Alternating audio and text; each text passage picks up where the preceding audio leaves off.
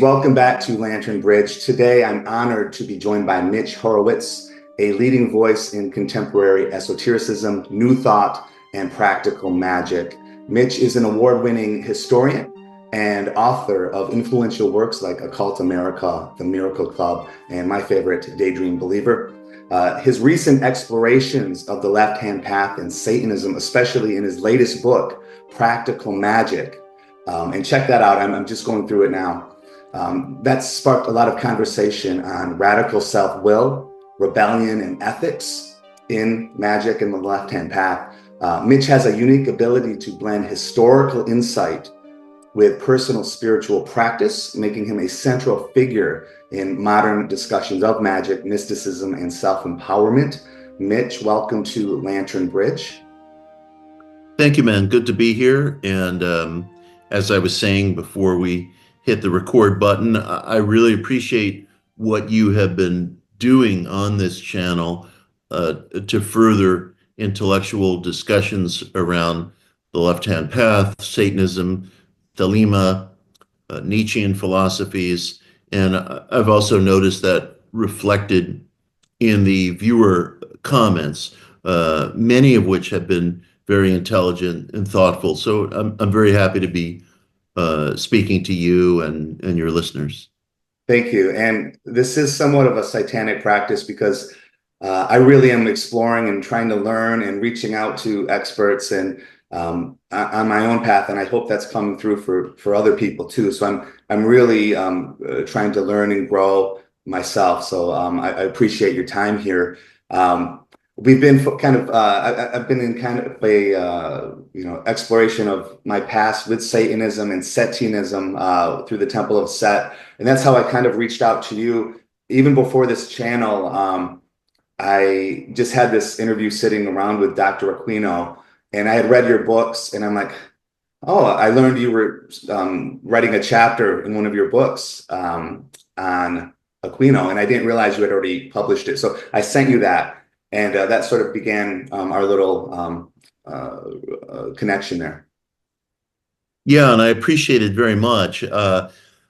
Aquino wanted to keep his death private and did a pretty good job of it. And I reference the date of his death in a couple of books, but you graciously provided me with his death certificate, so we could square the historical record, which is very important. And I also think that people on the left-hand path have displayed a lot of maturity and respect around Aquino's death. For those who don't know, it was a death by suicide following a years-long struggle with cancer, which I believe had gone into remission and come back. And no one can speak about another person's darkest hour unless they've been there through that circumstance. And I think people on the left-hand path have been respectful of that. Yes, and I don't want to harp on that at all, but at the same time, it was Nicholas Schreck had given me that death certificate, and obviously he's punching pretty hard, and he did have some fair things to say too, but there's different perspectives, and yeah, me personally, I'm not a tantric Buddhist. I kind of believe if it's your life and if pain is, we're not in those shoes. But at the same time, Satanism and Satanism and all of that, the left-hand path sort of has to move on. And I see that in your book, Practical Magic. I was a little surprised, happily, that it's such a Western left-hand path modernization. It gives a real good umbrella philosophy over an overarching philosophy, and then the tools under that to, I guess you kind of, I'll open it up for you to define, it's sort of my will be done as opposed to thy will be done. So if you want to go into your definition of left-hand path, just so as a starting point, and then we can move into like how you see Satan within that, and go from there. Of course. Every book that I write is a reflection of my own search and my own journey. Some books, like Occult America and Modern Occultism, are historical. Some books, like Miracle Club and Daydream Believer, are practical. Probably my most recent book, Practical Magick, is a combinative of history and practice. There's a lot of history at the outset of the book, which I find very important, especially with regard to defining one's terms, which I'm about to do regarding my use of left-hand path. But also, I want to provide a lot of practical material that I use and work with myself. Above all, my wish is that the material reach the reader in a way that's very, very simple. I'm very inspired by something that Jack Parsons wrote shortly before his death, which is, and I'm paraphrasing, that every idea war in human history has been won through simplicity, and at present, magic does not have it. And I very much share those feelings with Jack, and felt less alone when I read them, because I think he, as many of us have, walked a path of liturgy, um, a very thickly rendered and demanding magical or ritualistic practice.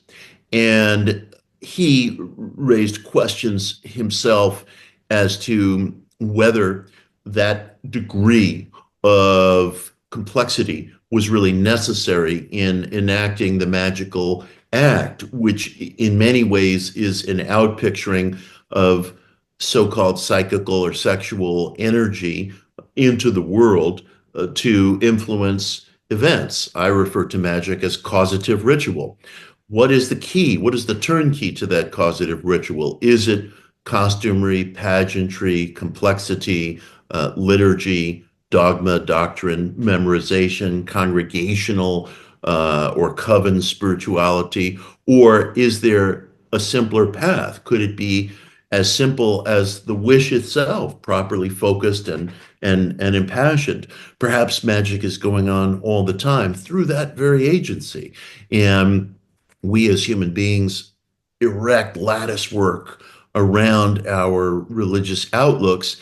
And I think it's fair to ask, in the 21st century, is that lattice work necessary, or can we disassemble it and get to something more basic and primal? So that's what I'm trying to do in the book.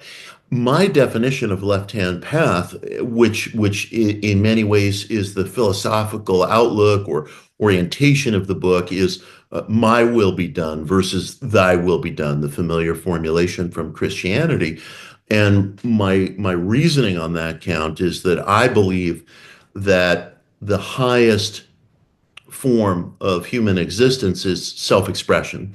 One encounters this in the Hermetic dictum, as above, so below, or in the Hebraic scriptural dictum, God created man in his own image. It resonates throughout many of our world traditions.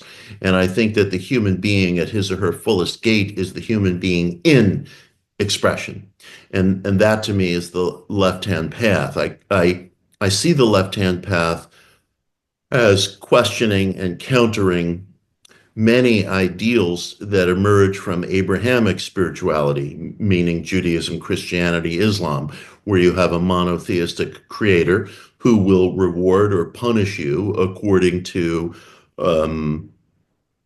your conduct and actions and fulfillment of certain dogmatic and doctrinal scriptures. I question imperatives of forgiveness in favor of abiding, and using challenges as a goad to some sort of self-excellence. I do believe there's an ethic of reciprocity, which differs somewhat from karma, which is such a vast concept. I don't even like to use the word. I don't like when Westerners clip and paste words from other traditions to plug up gaps in our own. But I do believe that reciprocity is a kind of karma witnessed a kind of compensatory ebb and flow in the world that I think is actually detectable in the life of the individual, although it's certainly not the only game in town.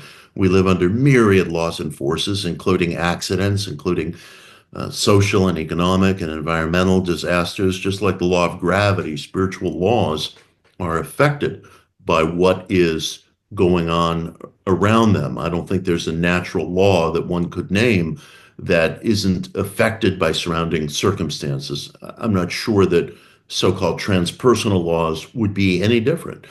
I believe more frankly in solidarity, loyalty, than in service, which I often find a very treacly perfumed word that gets grossly misapplied, and so on. I think there's a litany of ethics and principles and practices inherent within the left-hand path that run counter to some of the shibboleths that have been handed down to us via tradition and custom through Abrahamic religious visions.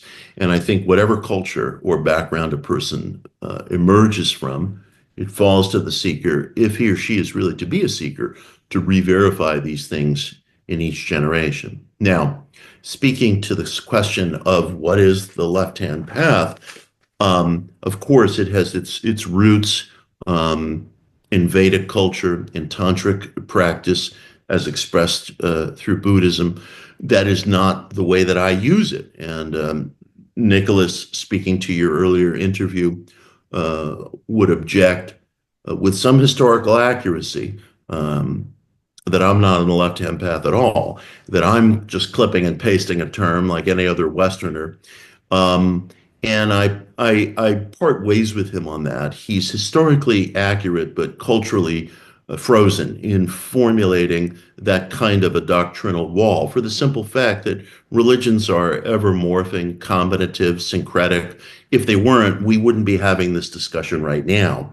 There's no one on earth, no modern 21st century person, I suspect, with some very rarefied exceptions, who is practicing any religion, whether Vedic or Abraham or some other variety, that would be fully and completely recognized by an ancient practitioner. Religions are the tools of human hands. They're formulated by human hands.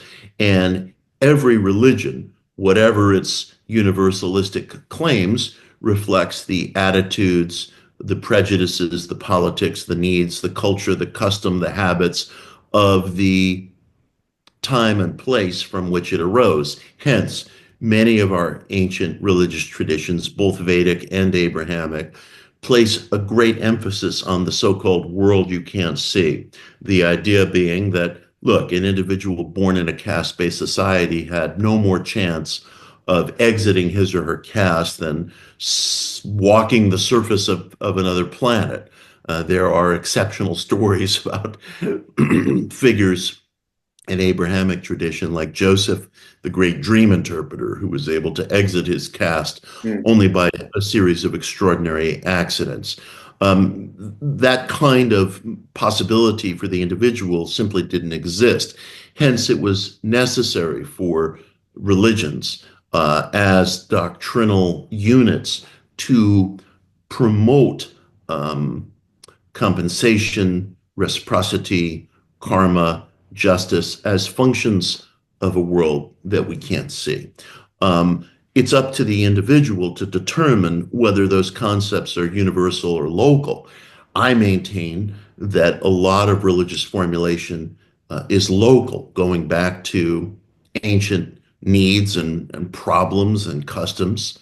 And it's very difficult for a person to sort out the universal from the local. But I think that we're all doing it every day, all the time. There are ancient laws and practices that every seeker eschews. There are new adaptations, novelties, doorways that every seeker enters. I really don't defer to tradition. I respect the thought school known as traditionalism, and I want to be in dialogue with tradition.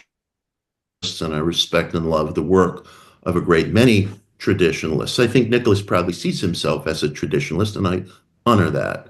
I am not a traditionalist.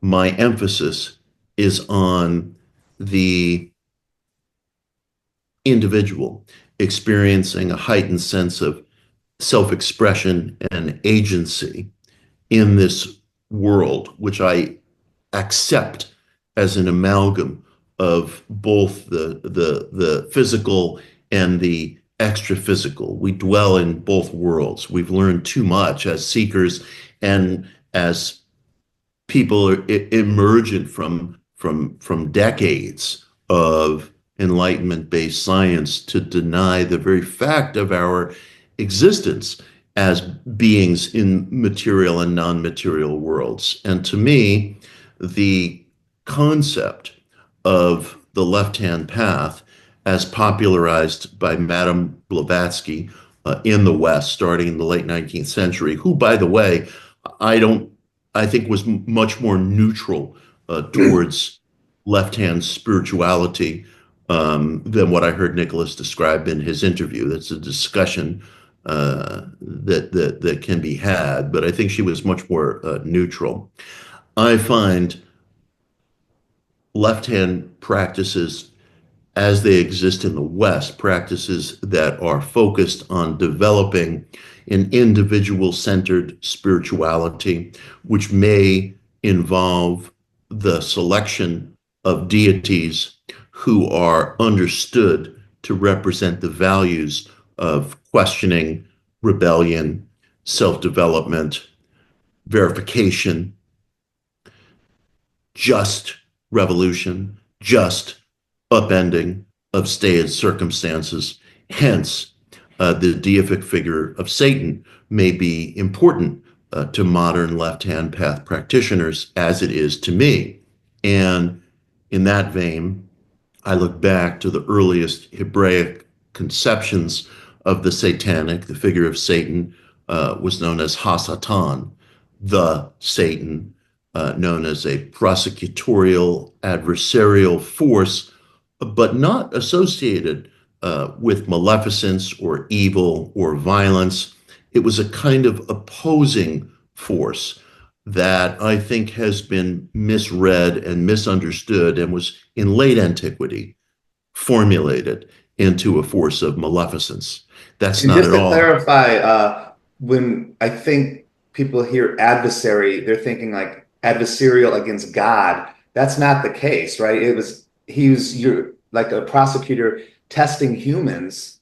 He was the adversary of people, right? He worked for God, like Job. He couldn't do anything without God's permission in the myths originally, and that adversary was like a title, like a prosecutor. It was to test humans and give you a chance to use your free will to do good and to stay true to God. Would you agree with that, or? Etymologically, that's true. In terms of the root of Hasatan and how it came to be abided in later biblical tradition, that's true. But I think there's a more esoteric reading that I bring to the matter. I see the serpent in Genesis 3, strictly speaking, is not is not literally read as a reflection of the Satanic in the terms that you were just describing it, but that the serpentine figure is widely associated with the Satanic, and that to me is precisely where the esoteric storyline begins, because that figure approached Eve, that adversarial force approached Eve not as a challenger of humanity, but as a challenger of conformity, passivity, of a paradisical world that really had turned into nothing other than an aquarium where we wouldn't even recognize ourselves Right. as human beings. There was no friction, and hence there was no creativity. And as Adam and Eve became self-aware, eating from the so-called tree of knowledge of good and evil, which is sometimes conflated by traditional biblical scholars with the tree of life. That's the so-called one tree theory, which I abide. And once Adam and Eve became self-aware beings, friction was introduced into the world. They begat sons, Cain and Abel. There was an active fratricide. There was also creativity. There was also a Promethean transformation of the human situation, so that there were tears, there were tragedy, there was violence, along with art and beauty and culture and building and engineering and mathematics and everything else that made a human being recognizable as such. So I see the adversarial force, what I call the satanic, as a much more general force, a kind of Promethean force, driving the individual out of the cave, so to speak, whether literally or metaphorically, driving the individual toward the harnessing of fire, which burns and warms, which cooks and which destroys, etc. Mm. And to me, that's the nature of the satanic force. I don't see it as a juxtaposition to Yahweh or Jehovah. I don't see it as a servant of Yahweh or Jehovah, other than the mythos of Satan as the rebel, the opponent, the anti-hero. I'm not monotheistic in my outlook. I'm not a monotheist, and I don't necessarily, as some in Eastern religious traditions, see a multitude of gods converging onto one ultimate source. It's a question for me. I don't have a metaphysics that is encompassing of humanity's macro situation. I'm on the path just as everyone listening is, but I'm not Abrahamic or monotheistic in my point of view. I see and identify and have worked with the satanic, a force identified by our ancient ancestors in the Mediterranean, mind you, by different names. The most enduring was canonized into Hebrew scripture, but I see that being as appearing in all religious and ethical traditions across time. Now, when Mm. I was a kid, I had an Orthodox bar mitzvah growing up. I grew up in a traditional Jewish household in New York City, which by the way, is probably what gave me some of my, I want to say, aversion to complex liturgy and dogma and doctrine, but that word doesn't quite get it. I cherish those aspects of my past, but those are not for me. I reached a point in my early 30s where congregational spirituality and ritualistic spirituality, very thickly liturgical and doctrine-based spirituality, became more a barrier than an Mm. open door. I cherish it the way an individual can cherish anything about his or her past or background, but I also knew I had to move away from it, which one could say is representative of the very satanic force that I've been describing.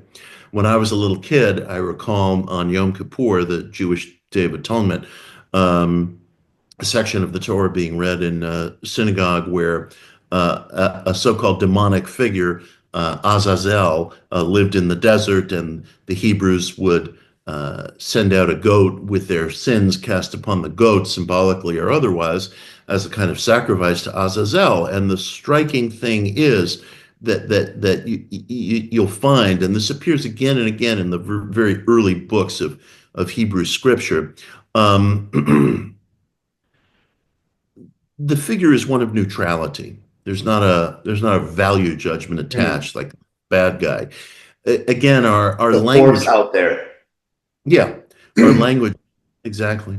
Our language gets so layered over with custom. There are certain words whose usage have been deprived to us without, if we use them colloquially, they're a mess. Like a term like demon or daimon. Hmm. Um, Another neutral term in its Greek and Latin roots. Um, a concurrent term in Arabic would be jinn or genie. These are kind of worker spirits who might help man, might plague man, have the same problems as man, the same shortcomings, the same splendor, the same possibility, the same disappointing limitations, not unlike the Hellenic pantheon of gods, which are really just macro versions of ourselves in a sense. And I think there's probably good reason for that. Again, as above, so below. I think we live in this world that's both materially felt. If I stub my toe, I feel pain, but that's not all there is to life. Hence, there are these deific figures, whether it be Azazel or Satan or another, or a kind of, according to tradition at least, lesser worker bee spirits or demons like that I was just describing, who are not by nature maleficent.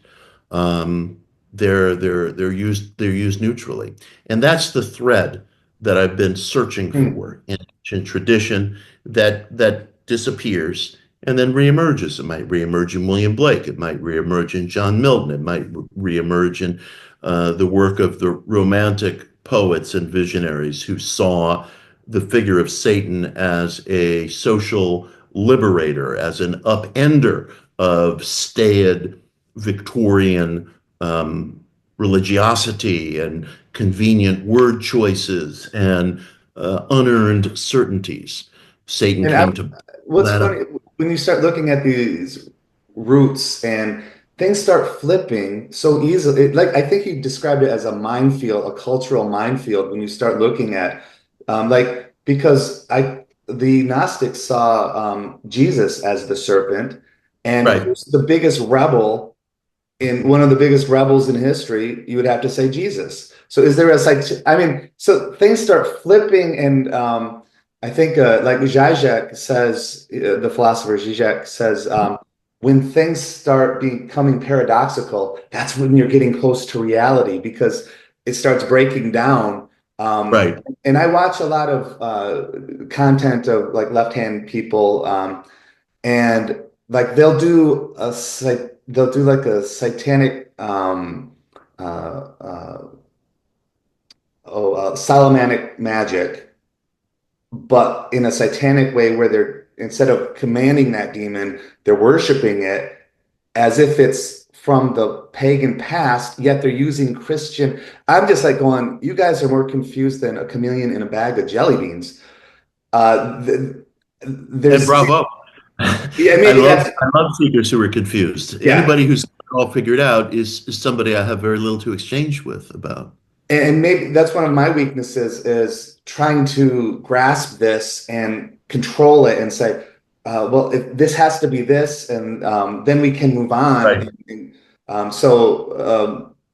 How do you navigate that minefield, I guess? And you've come to Well, this openness of it's a almost like a Nietzschean force driving us that you're also associating with these figures like Satan and Damon's and Jin. And anyway, yeah, I like everything you just said because to start with your first point,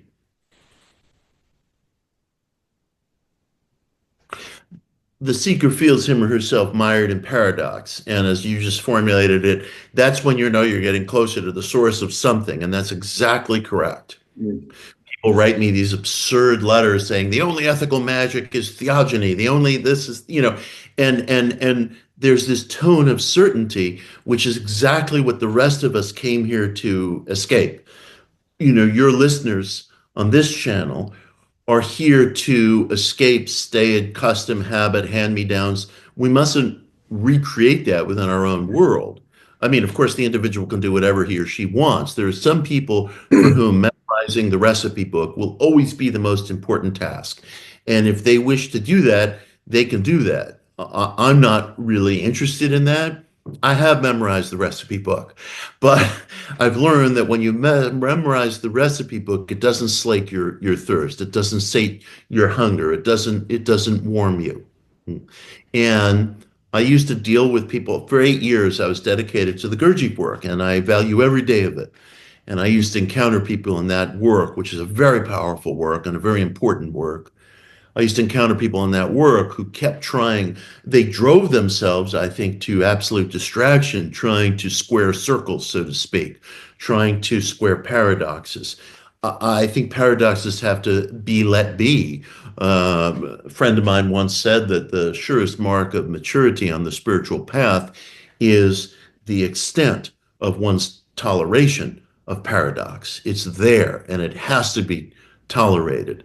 If Mm. I counter myself with exception after exception after exception, I'm not seeking, I'm editing. And I've had enough of that in my life. And you made a wonderful point about the question of whether the Gnostic Jesus could be seen as a figure of the left-hand path. That's a wonderful point. Stephen Flowers, in his very good book, Lords of the Left-Hand Path, has a short chapter advocating for a left-hand understanding of Christ. There's an evangelical Christian who calls himself a left-hand Christian, John Smulo, and he more or less takes that point of view. I'm very interested in the point of view of Christ as an antinomian figure. In other words, Christ as a figure who didn't obey worldly laws and thus could be seen as a rebellious persona within the context that within the left-hand context. I've asked a friend of mine who's a devout Catholic whether there isn't a bridge of discussion or exchange between Christians and those on the left-hand path around Christ as an antinomian figure. So I'm very interested in that point of view. Um, the minefield is that we've been so culturally conditioned to put demon in this box, angel in that box, Christ in this box, Satan in that box, Azazel in this box, John the Baptist in that box, or so on and so forth. I'm obviously speaking a Western context. I could bring in Islamic references. I could bring in Vedic references. I mean, we as human communities are so constantly turning our religions into the table of chemical elements that it renders us blind, deaf, and dumb. It renders us like the parable of the blind man describing an elephant. One grabs a tail and says it's a snake. One grabs a leg and says it's a tree. Yeah, they're all right. But the divisions and the certainty that the blind men have turn it all into a Tower of Babel. And that's what we're going to do in terms of our outsider traditions if we try to codify them like the table of chemical elements. If that's what you want to do, go ahead. But it makes exchange very, very difficult. And that minefield is such that, for example, I mentioned this in Practical Magic. There are plenty of people within the so-called alternative spiritual culture who get real happy when I defend astrology or defend witchcraft or defend New Age as a legitimate spiritual path, which I believe it is, but who get really nervous and even punitive. I've been kicked out of places when I embark on exchanges like this one you and I are having because the vocabulary can never be overcome.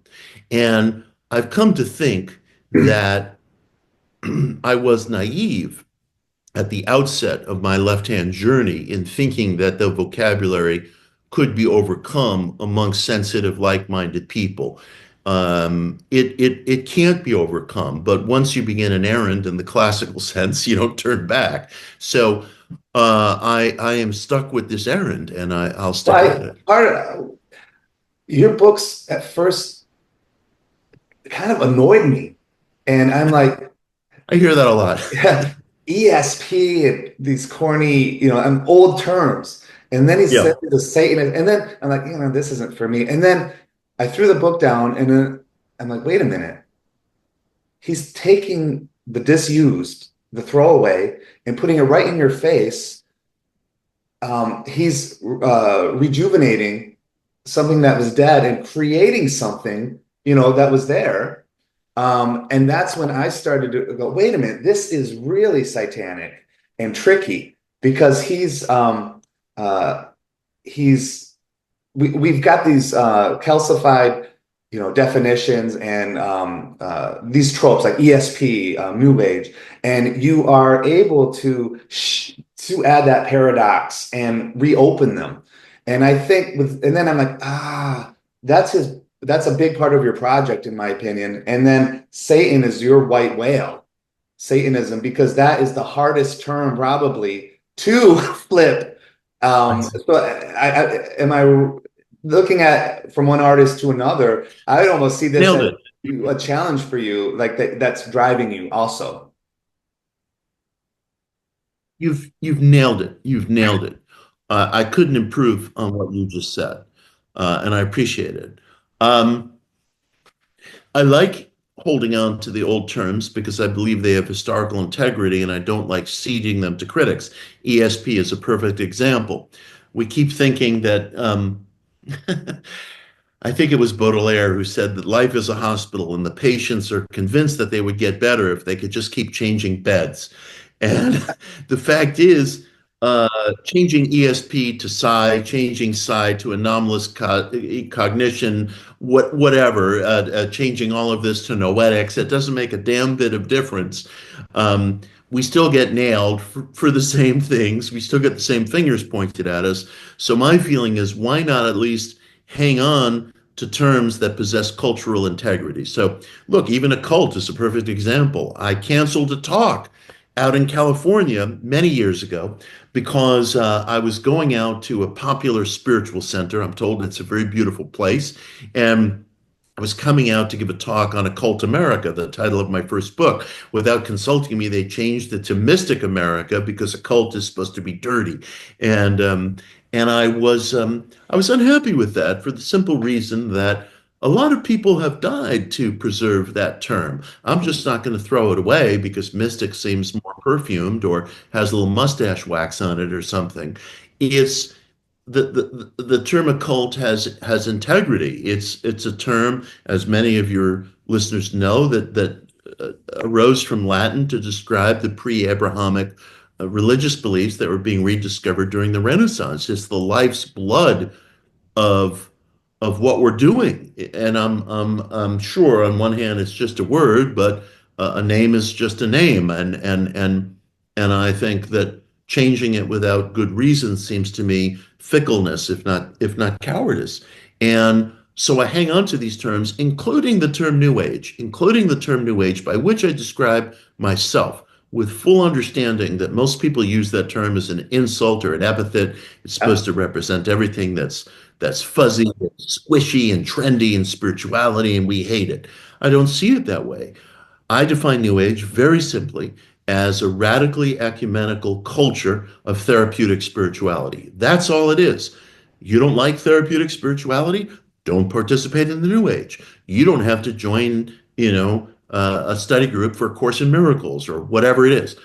But I'm not one to see New Age just seeded as a kind of insult by critics of everything spiritual. I've sat at Freemasonic conventions and listened to people run down New Age, and I think it's just a way of trying to punch down, so to speak. It's a way of trying to say, I don't don't get me wrong. I'm not grouped with these weirdos with their frankincense scented store aisles, dressed in robes and burning candles. It's a way of trying to demonstrate one's seriousness by pissing down on a tradition that seems fair game. I won't have it, not in my work. So anybody wants to call me New Age is damn welcome to. And again, I'm trying to do the same for the term Satan or Satanism. I'm failing completely. I've I don't know if I've made any progress at all, but the term does appear in formative documents of Western civilization, and I'm going to use it on the same esoteric terms that I use some of these other uh, labels that we've been going over. The difficulty is one will be misunderstood. I write in Practical Magic about being kicked out of certain New Age organizations. I mean, literally and truly, with which I had years of positive collaboration, for whom I had raised money. and so forth. And these are only the things I know about. But again, once you start an errand, you don't stop. I'd like to bring this a little bit, we've got all the theory and these concepts. I'd like to bring it down on 2 points, I guess. There's I don't know if you're familiar with the Rabbi Tovia Singer, but he's fantastic. But he's like, thank God for demons, and he's an Orthodox Jew, and because of the testing and it's a classical view of demons. But when I was a boy, and I'm just going to be open, and a I had a poltergeist experience where a suitcase rose up from under a bed, flung back, and shot across the room and almost hit me. Slammed into a wall, and I didn't sleep up there for 2 weeks until my Catholic mother, we sprayed holy water up there. And I've had stompings across, me and my friend were doing Ouija board stompings, like bam, like a 300-pound man stomping, and there's no one else in the house. We skipped school and we're alone. Have you ever had the shit scared out of you? Like, have you had we talk about these forces and this, these darker things. I wouldn't be here now. Part of my explorations was to figure out why that happened. Why was I targeted, or why was I blessed with these things that opened me up to say, I'd probably be an atheist. But because of those incidences, that's kind of what really sparked me. And to be honest with you, it wasn't a friendly, I mean, it was terrifying and not positive, I can tell you that. And I guess, have you ever really, I mean, been like, Jesus, or holy shit, has that come into your life, or has it been more coincidences that all lined up? Or, why do you believe in this? Hmm. I'm not a person who has had much in the way of paranormal experiences. No levitating suitcases or anything remotely like that. I have had things happen that I think are unmeasurable by any actuarial table, extraordinary things. Um, I suppose the results, and I do believe in a results-based spirituality, and again, I won't be um, I don't believe the individual should have words like success, results, happiness taken away from him or her on the path. I recognize the myriad reasons why those words get taken away from people, and the notion that there's multiple eyes inside me, and who's looking for happiness, what future, what success, what results. And I call out bullshit on that, because I think the sensitive individual is capable of describing what he or she wants in life and it being valid. I think a sensitive 12-year-old is capable of describing what he or she wants in life. And I don't like seeing those questions, terms, or expectations taken from people as though they are a mark of hypnosis or sleep or being in some lesser state. That's just not how I see the human situation. And I think the human being should be able to define his or her own wants, needs, and terms. That's one of the reasons why I venerate self-expression. I am living in existence right now, which for all I know could end tomorrow, that I could never have dreamt of when I was younger. As I speak to you, I am 59 years old. I didn't write my first book, Occult America, until I was 43 years old. I am living out possibilities and relationships in my life that I really, really, 20 years ago, we'll say, couldn't have imagined. I wouldn't be in that place without left-hand spirituality. I wouldn't be in that place without the spiritual explorations that have undergirded my existence, including the Gurdjieff work, including myriad forms of alternative spiritual practice. Religion, again, is by its very nature syncretic and morphing. I don't think there's a single exception to that. And if there is an exception, it would be a rarefied one. There's no religious practice today that isn't syncretic or combinative. And I'm not interested in judging another person's search nor having my own judged. I'm interested in measuring the search through conduct. And by conduct, I mean the capacity to leave other people alone. I mean the capacity to formulate plans and wishes and possibilities in this world and carry them out with some reasonable degree of proficiency, not just get carried along by currents and drift to sleep at night watching TV with a bag of chips on my chest. There's a terrible lack of self-expression intrinsic in our diagnoses, our psychological diagnoses here in the West. We're rich in terms to describe our various neuroses and pathologies, but we're afraid, it seems to me, to identify what's at the heart of them, which is a sense of powerlessness and a lack of self-expression. That also includes being amid the company that you wish to be among. And I tell you, man, I go over this again and again and again because it's the single greatest lever for happiness, for emerging from despair in the individual's life, and that is getting away from cruel people. Mm. Being in company that is sustaining, appreciative, and that sees you is the most under recognized lever of power that you hold. And it will not come without consequence, but usually the consequences are nowhere near as bad as we think.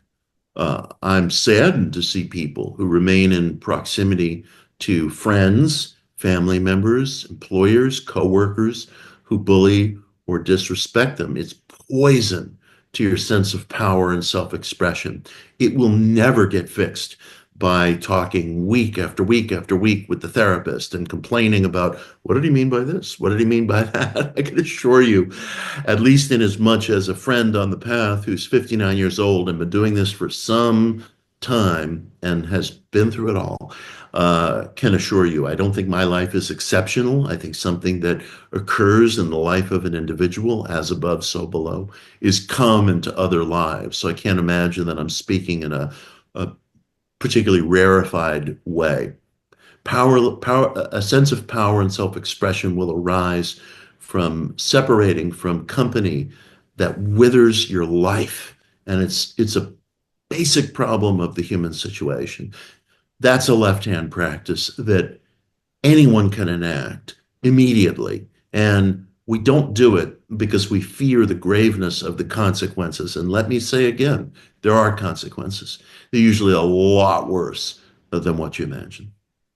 There's on a personal level, I'll just open myself up a little more again, and it's something I really wanted to get your take on. So my son went to China by himself with his aunt. His grandfather's quite unwell with cancer. So he was going to be there for 2 months. He was there a week and his appendix almost exploded. We get a call in the middle of the night. He's in Wuhan, China. They can barely speak English. Operate or just give him medicine. And if that explodes, he's going to die, they said. And there's Mhm. risks with a child getting operated on, you Yeah. know. Now, I'll be honest with you. I was I see my son on the phone and I see terror. I see someone facing potential death, and he's 13 years old.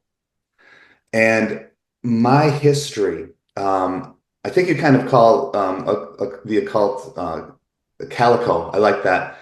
But the negative side, I would say, you could say hodgepodge. And at that moment, to use the lantern bridge metaphor, um, I felt all these little pieces I had jammed together and used twine and tape and built my DIY for me. Um, at that moment, in that boy's eyes, I know he knows deep down. I just felt that whole bridge collapse, Mitch. And Yes. in that moment of crisis, I'm like, LaVey and Satan and Gnosticism and all this bullshit. What the fuck? I had nothing, and I'm like, Jesus, Satan, And I call my friend who's a priest. He's about 70 years old, and I'm like, give a little extra zap on your prayer. And I'm not ashamed. I would do anything. I would go to hell. I would die. If you don't have children, I mean, I here have it two is. sons. Yeah, two adolescents. So in that moment, this is where I'm kind of, been searching, and like, Nicholas Schreck had said, sometimes in these moments of crisis, the DIY occult thing collapses. And that's why these traditions, like the Jewish tradition, your tradition, got people through that genocide and Holocaust, and it's been attacked through war, genocide, generations of your people being oppressed. Um, uh, some aspects of Christianity, Hinduism, with the case, I mean, these things have been tested, unlike our occult DIY. So, how do you're 59, I think you said. You don't look it. How do you?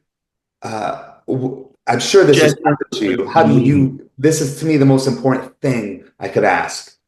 yeah, What happened? What do you do? How did all how obviously I don't think it collapsed for you.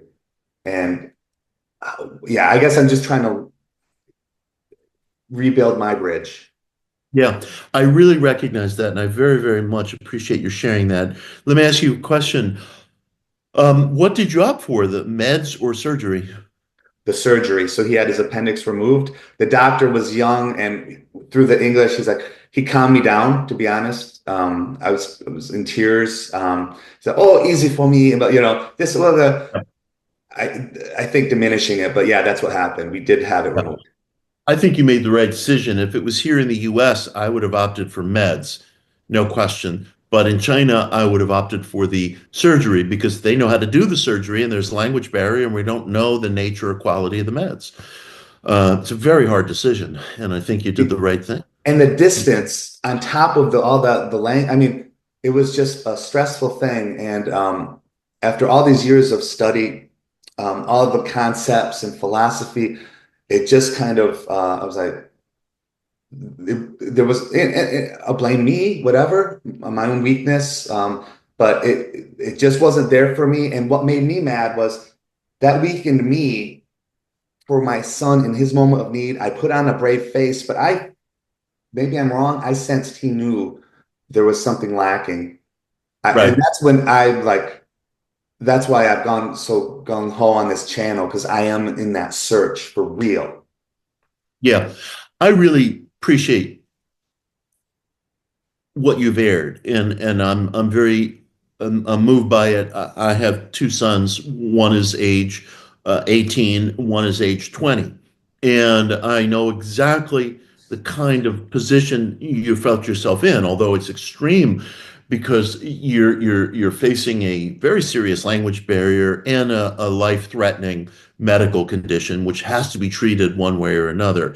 And you raise very good points about the sustainability of, say, in the Western world, the Abrahamic traditions. One could say the same about Hinduism, in Buddhism Yeah. in the East, or any number of other traditions, including the Zoroastrian faiths, Yazidism. I beg your pardon, I meant to say the Persian non-Muslim faiths, Yeah. Yazidism, Zoroastrianism. These are time-tested faiths, and I really do recognize what you're saying. I don't know. I don't know if I fell to my knees. I'm going to say something, and it's going to be misunderstood and it's going to be Yeah. misrepresented, but I'm going to say it anyway because we're having an exchange, and an exchange is possible only with bluntness. I would. I made a vow to follow the satanic path back in about 2018. I don't break my vows. I will follow that path. And that energy, that deific energy, personified, as I've described it, not as somebody else describes it, is where my prayer appeal would be directed, and is where my prayer appeals are directed.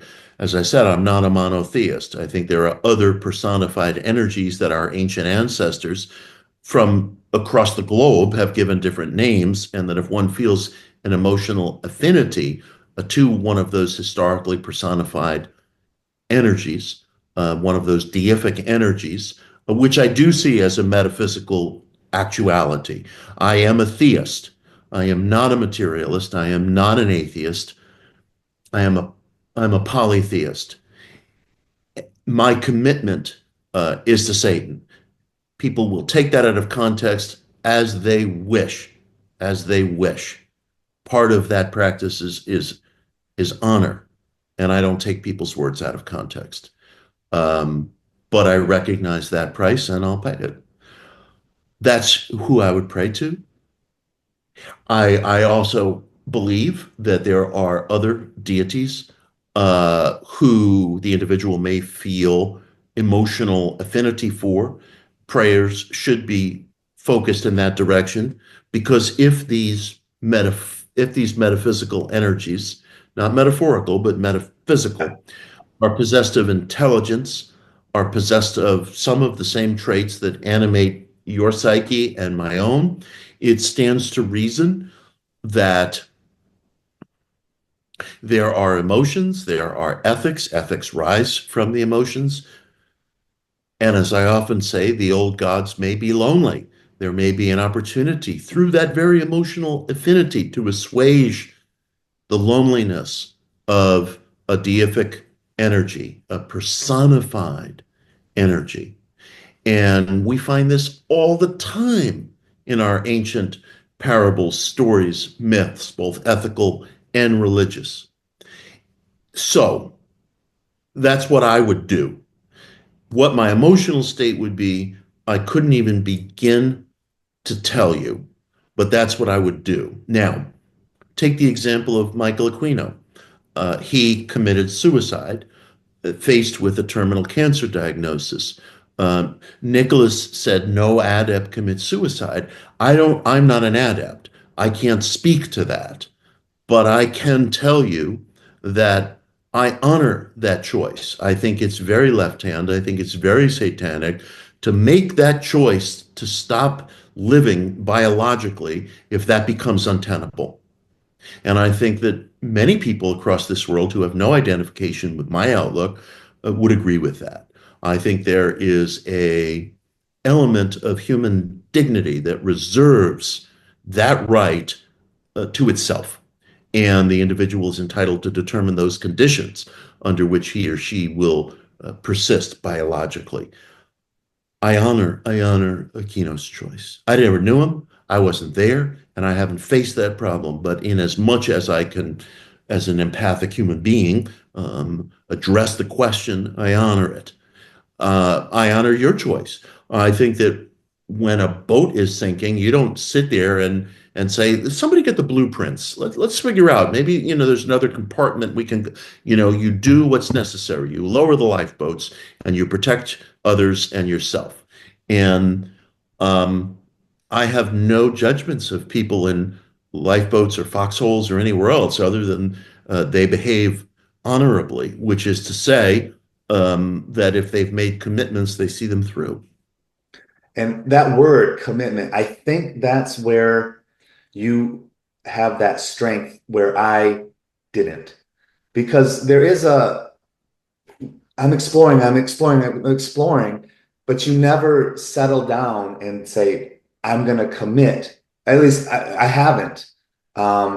It's been so open. Maybe, I just turned 50 in November. Maybe what I was lacking was that vow, that commitment. And there was a point, I think maybe what you're sharing, and thank you so much, is there has to be, all right, you're gathering information, you're getting experiences, but what do you stand up for? And when are you going to take, it will never be clear. There will always be that paradox and risk that you're going to, am I picking the right thing? but pick you must. There's never, who was that, Camus, or was, there's never enough reasons to do anything, but you must do something. Um, I think maybe that's where the searcher, for those watching this video, I don't know if you agree, but it seems to me there has to be a point where, like you said, you were around late 30s, where you make that vow, or you go, no matter what, this is what I'm gonna do, and you stick with that. And I didn't do that. It's easier to just be, well, I'm gonna keep looking. I'm not so sure. Is that where maybe I could have found some strength, or Well, people watching?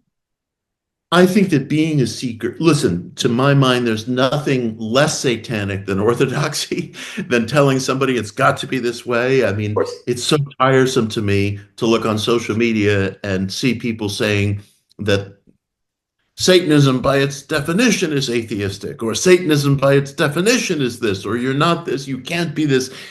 All the can'ts belong to somebody else. You can take them and put them in a hole in the ground for all I care. The energy that we're talking about that animates the left-hand path is one of anti-orthodoxy, as I see it, because the individual has to be flexible in his or her search. I've said that I'm persistent. Okay, I'm persistent, but the I Ching says persistence to the point of madness should be avoided. So I have to add that caveat. Again, we have our paradox.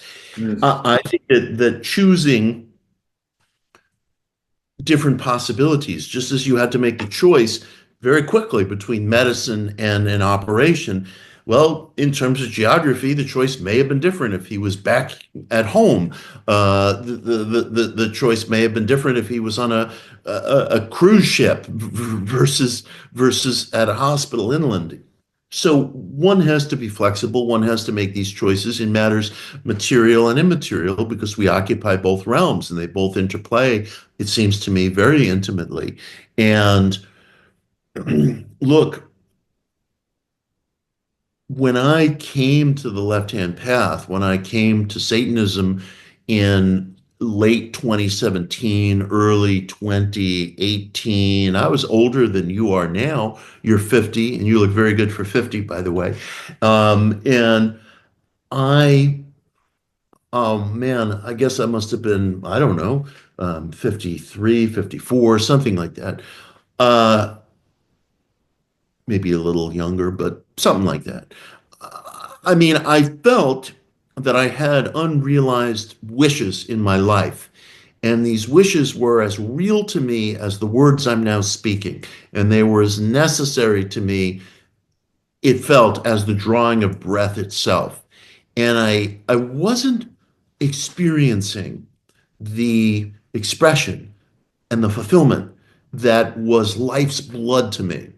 And I began to consider other ways of engaging the extra-physical, and I was very influenced by a member of the Church of Satan and a brilliant scholar, Carl Abrahamson, who I owe a lot. Carl wrote a chapter about Anton LaVey as a magical intellect in a book of his called A Culture, and Anton comes in for a lot of criticism, easily brought to the lips, but how many of us are standing on his shoulders, even if we part ways with his outlook? If one says, well, Anton was an atheist, which I'm not entirely sure. I think it's a lot more, he was a lot more flexible in his thinking than just that. But I'm not going to kick down on the person whose shoulders I'm standing on, even if I have disagreements with him. And I think we need to put to rest this kind of reformist attitude of pissing on Anton LaVey, who was an extraordinary self-created person who I think actually helped torchlight a path for others Those among us. concepts in the Devil's Notebook, I'm sorry, that is one of the best books I have to admit, it's been a huge influence on my art, on a lot of my ideas, and with virtual reality. I mean, you got to Absolutely. The total admit, environment. I think that those ideas are greatly shrewd and helpful and powerful, and they are a tonic to the human situation. Carl, through his writing and through his, um, I think, fuller and richer look at Anton was, to me, hugely inspirational. And um, I feel that when something is asked for, it must be paid for. I think that's a universal law. Payment is always required. And people shouldn't get afraid by that statement because it's possible that some people listening have made that payment already. There's a lot of people out there who have suffered a lot in life, and they may be owed something by life. They may be owed something by life. We always think of payment in the form of the Faustian bargain popularized by Christopher Marlowe. I prefer Goethe's version, which is a little trickier and more paradoxical and interesting. But in any case, we always think of payment as services rendered and then paid for. You may have already made the payment. I don't see the path dominated by the arrow of time or linear time. Classical physics is dominated by linear time. Quantum physics and world-class science, including quantum computing, is not dominated by the arrow of time. It views time more as the ancient masters did, which is everything everywhere all at once. We live in an infinitude. So don't be so sure that payment hasn't already been rendered, but it is necessary. And I felt that in order to be asking and receiving, I needed to be committing, and I made that commitment. Understood. And yeah, I mean, I feel this might be a good place to stop. Um, you know, we've got your view, the techniques, and that your new book, Practical Magick. Please, everyone, support and just improve yourself. I've only been able to read two of the chapters because it's not been released in Australia yet. So thank you for sending through that PDF. I greatly appreciate Sure. it for this interview. But just from what I've been reading, it's gold. And so please give that a go. And, thank you so much for, again, this is somewhat of a selfish satanic pursuit for me. Yeah, your answers, on a personal level when things are really hitting the fan. Yeah, I didn't know how you were going to respond, and it was quite a surprise. And I'm glad I heard it, and I hope it inspires people in any way. Maybe like, you know what, I can't do that. My roots are Catholic, and deep down, that's programmed into me. But I'm gonna do it in a mystical. There's Christian mysticism. I mean, I'm just Of saying, course. Of yeah. course. Don't. And I love Uh, Catholicism. I'll never say a word against Catholicism. Every institution has its corruption. Every institution has human fingerprints on it. And human nature is really corrupt and really fucked up. We hurt one another unnecessarily all the time.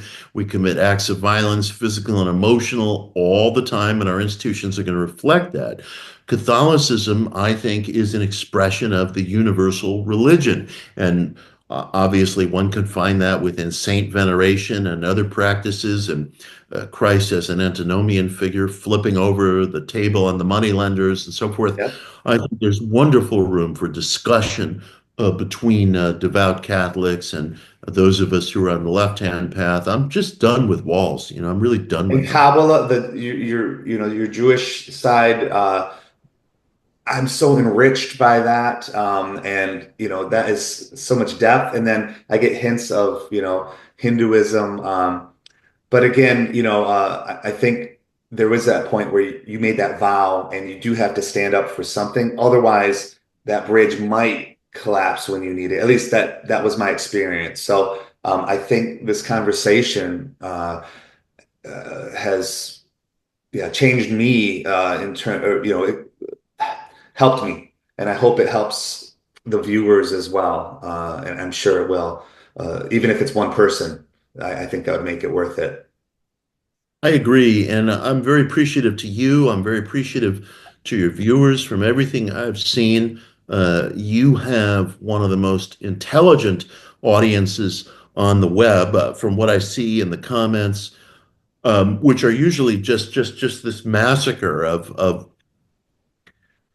inertia and triviality and hostility. And your comments section seem to me to be animated by people who are really on the path. And the only way that we can, I'm an individual seeker. I don't belong to anything or anyone, but the group exchange is critical.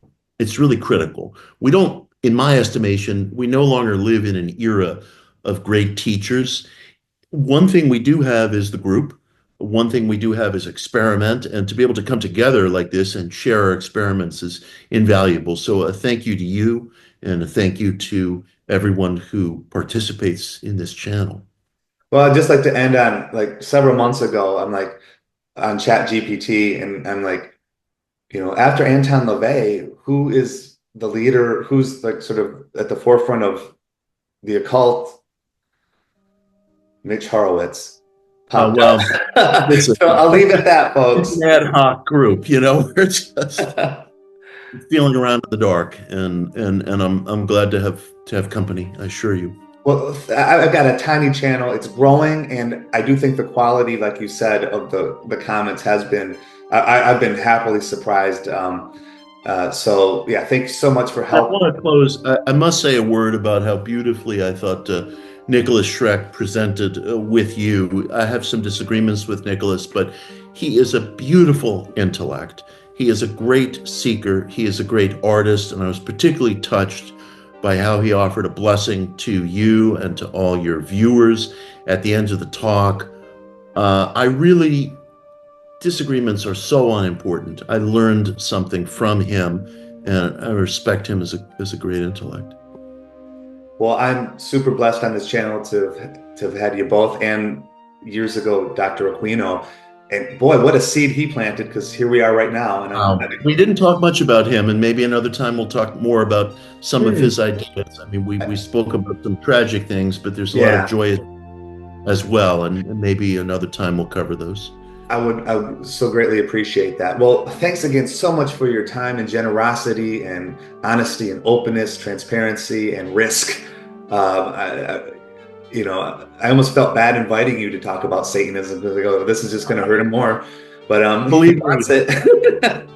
there have been some bridges burned, but Yeah, that's the path. That's the path, and we're on it. you took that vow, and all respect to that. So thank you again, Mitch. And yeah, we'll hopefully, maybe have you on again in some other time. Look forward to it. All right. Be well. Be well. Thanks.